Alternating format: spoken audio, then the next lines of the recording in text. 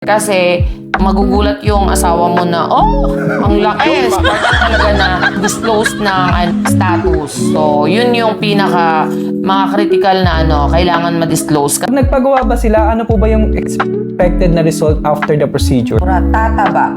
Tataba. Yes, kasi yung target talaga natin, first is yung shaft, yung girth, so tataba.